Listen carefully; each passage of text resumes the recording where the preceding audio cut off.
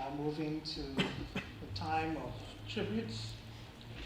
So I'd like to call on the representative from the Cape Argus who will share their tribute, and then followed by Lawton and Chanel who will share their tributes as well. Good morning, family and friends. Maureen and the girls, thank you very much for this opportunity to speak on behalf of the Cape Argus, but most importantly, the photographers, photojournalists, and all those in the fraternity of the world of newspapers. Now, we have come together today to bury Willie, but we also have to say thank you and also acknowledge this great man. If I quote what Shakespeare said, it is not just the bad, but it's the good, I believe, of men, what men do that lives after them. And today, as we say our final goodbyes, we want to vow not to let the legacy of somebody as great and as legendary as Willie, which I refer to as the doyen of photojournalism here in the Western Cape. I want to bring a tribute to this man, and as most of his colleagues and former colleagues, photographers are here, as they have also throughout the week posted, and they say all the same thing, and I want to corroborate that. I want to emphasize that Obituary, one of his prodigies, back then in the 79, 80s, and he was a young man under Willie. Obed posted and he said that this is the man who was overlooked. This was a man who was never recognized in his own country, in his own city, in his own province. And likewise, Dennis Kruiwagen, who worked with Willie, and Maureen, you will remember him, the Trojan Horse reporter. And Dennis also posted in an article where he said that this is a world-class photographer, world-class, but never received the acknowledgement, never received the accolades because of the system that we had. Willie captured those moments of history in a way that very, very few people did. And I know that it was grievously that he was never acknowledged. But just true to Willie, grievously Willie, answered to that with his exposés of stunning images, iconic pictures. And I think in that tribute, you will see the first necklacing in Kwanabulu Township. I mean, that is a Pulitzer Prize winning image, but it was never recognized. Because in the same way, the world and some of our photographers, and maybe you know of Nick Ut, the napalm girl running naked, had won him that prize, the Pulitzer. Same with Eddie Adams with his Viet Cong execution image. But Willie never got to that. And as stubborn as he was, Willie pushed through. And it got him with images that he made for 3 years consecutively. He was the Charles Ilford's press photographer of the year, runner-up.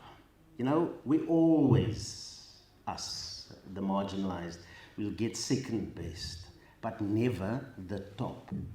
But it never deterred somebody like Willie. In fact, and I think some of you read my article, when I had the privilege to interview Willie, and I was scared of him. In fact, we were all scared. You ask Alvin, when he moved from PE, which is another interesting part of Willie, that I think we must add is that, he told me, he said, you know what, I was selling newspapers. I think it was the Post, Golden Post or something. I was selling newspapers, right? Evening Post, selling that. And then he realized how powerful this medium is.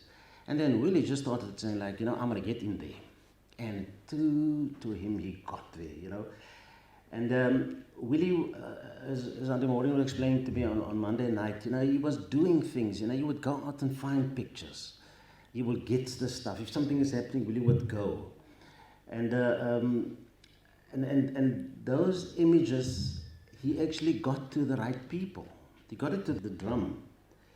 And I remember in 2001 or 2, I interviewed Anthony Sampson in the Drum Magazine editor about these photographers. And he says the best photographers to do these pictures is actually those who are in the community, those who are doing the stuff the way it should be done. And that paved the way for Willie. And eventually he got to Cape Town. And when he came here, ask Alvin how he took over that scene. He was in charge, basically. And Willie had one problem, and that was, and Alvin told me that, to get into mainstream newspapers, it was difficult because he's not white. So what he had to do is, then you try and make yourself a name, and knowing now of his work that's been published in other newspapers. So what happened then is Willie got a job at the Sunday Times. At that time, remember, we had this thing called the Extra. There was a Report Extra, there was a Burger Extra, Sunday Times Extra, the colored news stuff. And Alvin told me, he said that Willie said, you know what, like hell, we want to get into the mainstream newspapers. And then he got there, he became the first black photographer. Now, this is not to say that the other photographers, white photographers, there's anything wrong with this. Yes, they all work together very, very well, to the point that I still feel up to today that, Willie, being so overlooked, is the person that was actually, I think rightfully, him with Peter Mugubane, Alf Kumalo, Sam Zimmer, and many of those of the 70s and the 80s. They are what I refer to as the real bang bang club, And maybe today there might be some of you with finances here, and maybe someone from government, from the arts and culture.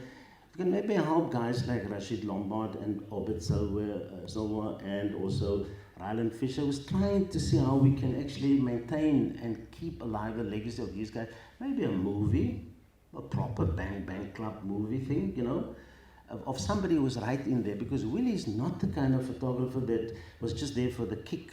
I mean, Willie was out there to get what is happening. He was the true old school guys that was not shooting from the edge. He was right in the middle of it. And Sharif Jaffa was just telling me how that day of the Trojan horse shooting in Athlone, how the police just started shooting, and him and Willie ran into our house. But that was just Willie. And today we bring a tribute and say, let us not forget. Let us not inter with this coffin the legacy of Willie. Let us not let it just go. Let us keep it alive. And maybe, just maybe, people and government will realize that, these unsung heroes are slipping away and we're not doing anything to them. So to the family, Maureen and Adele and Bridget and Cindy and the grandchildren, I just want to say on behalf of all our photographers, all photojournalists, that thank you for sharing him with us. He paved the way for us, Bridget, and you're so right, to get into these positions or to get positions at the mainstream media. And today we want to bow for this man, and we want to acknowledge him and say to him that, there were many great men, but I think you supersede most of them, Willie, because you were a hard fighter and you fought for the right. And today we can share the privileges because his images showed the world the atrocities and the bad things about the apartheid system.